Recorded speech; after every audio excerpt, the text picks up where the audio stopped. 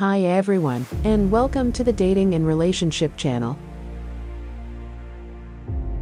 In this video, I'm going to be talking about Benjamin Mendy, a former Manchester City footballer who was recently discharged from prison after being found not guilty of rape and attempted rape. I'm going to be discussing the errors and mistakes that Mendy made that led to his arrest and trial. I'm also going to be talking about the lessons that we can learn from Mendy's story. Benjamin Mendy was born in Longjumeau, France, on July 17, 1994. He began his professional career with Le Havre in 2010, before moving to Marseille in 2013. In 2016, he joined Monaco, where he won the League One title in 2016-17. In 2017, he moved to Manchester City for a then world record fee for a defender. He won the Premier League in his first season with the club. Mendy has represented France at the senior level since 2017. He was part of the France team that won the 2018 FIFA World Cup. In November 2020, Mendy was arrested and charged with 7 counts of rape and 1 count of sexual assault. The charges stemmed from allegations that Mendy had sex with multiple women without their consent. Mendy denied the allegations and was released on bail. Mendy's trial began in January 2022. The prosecution presented evidence from the alleged victims, as well as from Mendy's friends and family. The defense argued that the alleged victims were lying, and that Mendy had consensual sex with all of them. The jury found Mendy not guilty of 7 of the charges in August 2022.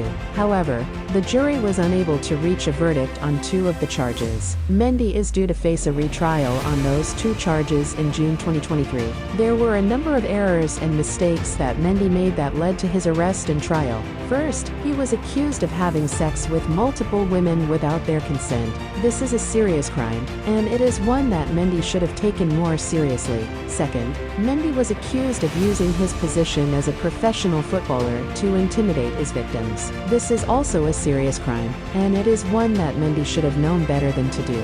Third, Mendy was accused of lying to the police about his interactions with his victims. This is a serious offense, and it is one that Mendy should have avoided. The lessons that we can learn from Mendy's story are clear.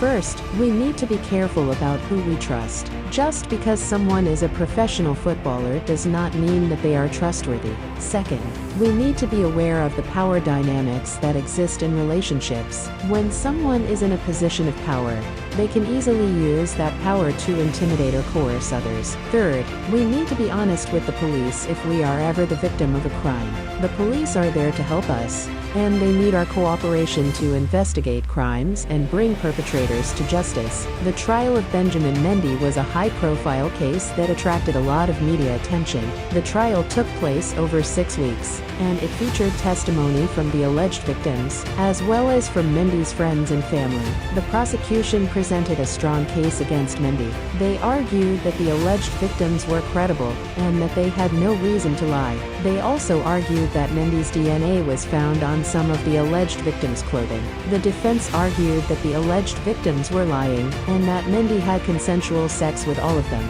They also argued that the DNA evidence was inconclusive. The jury deliberated for 6 days before finding Mendy not guilty of 7 of the charges. However, the jury was unable to reach a verdict on 2 of the charges. Mendy is due to face a retrial on those 2 charges in June 2023.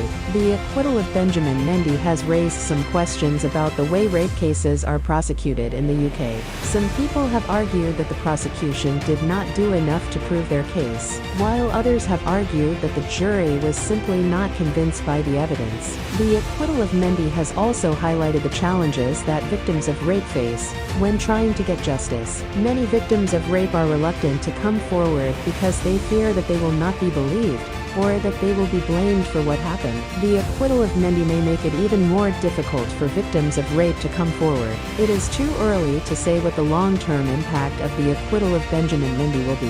However, it is clear that the case has raised some important questions about the way rape cases are prosecuted in the UK. It is hoped that the case will lead to a more thorough investigation of rape cases, and that it will make it easier for victims of rape to get justice. The story of Benjamin Mendy is a complex one.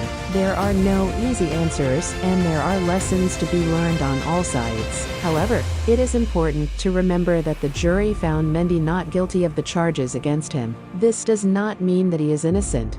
but it does mean that the prosecution was unable to prove their case beyond a reasonable doubt. I hope that you found this video informative. If you have any questions, please leave a comment below, and if you enjoyed this video, please subscribe to our channel for more videos like this. Thank you for watching.